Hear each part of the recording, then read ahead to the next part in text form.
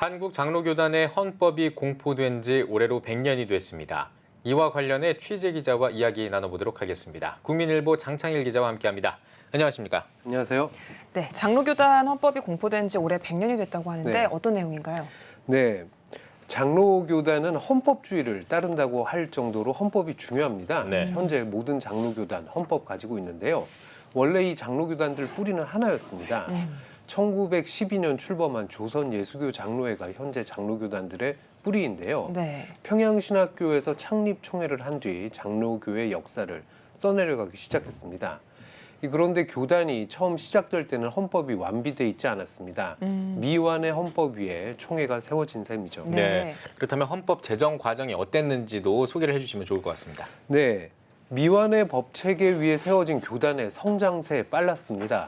창립 총회에서 중국 산둥성에 박태로, 사병순, 김영훈 이렇게 3명의 선교사를 파송했을 정도로 역동적이었는데요.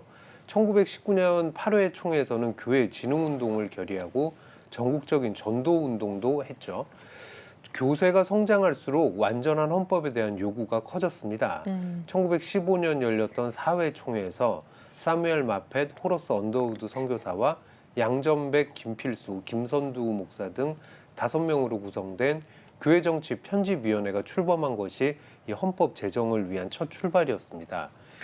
이후 수차례 수정과 보완을 거쳐 1921년 10회 총회에서 조선예수교 장로회 헌법이 통과된 뒤 전국 17개 노회의 수의 과정을 거쳐서 이듬해 공포된 것입니다. 이 노회 수의란 총회의 중요 결의를 전국 노회원들에게 물어보는 여론 수렴 과정으로 국민투표와 비슷한 절차입니다. 이 역사적인 10회 총회는 서울 승동교회에서 열렸습니다. 네. 그러면 헌법에는 어떤 내용들이 담겼나요? 네, 조선예수교 장로회는 1922년 공포한 헌법에 신경, 성경 요리문답, 조선예수교 장로회 정치, 권징조례와 예배 모범을 담아 법체계를 세웠습니다. 앞서 말했듯 이 교단이 대한예수교 장로회 통합과 합동, 한국기독교 장로회 등 국내 여러 장로교단의 뿌리입니다. 이들 교단의 헌법도 모두 1922년 헌법이 모태입니다. 네. 헌법과 교회. 네. 이 장로교회는 헌법이 어떤 의미가 있다고 생각을 하십니까? 네, 이 부분은 서원모 장로회 신학대학교 교회사 교수에게 들어봤는데 네. 이분 말씀입니다. 이 장로교는 헌법 중심주의를 따르는 만큼 완전한 형태의 헌법을 갖추는 일이 매우 중요했고 그런 면에서 1922년에 완비된 헌법 공포는 우리나라 장로교의 체계를 갖추는 데 결정적인 기여를 했다고 볼 수 있다는 것이었고요. 네. 이 웨스트민스터 교리문답을 표준으로 한국교회에 맞는 헌법을 만들어 교세의 성장에도 자양분을 제공한 면이 크다고 말했습니다.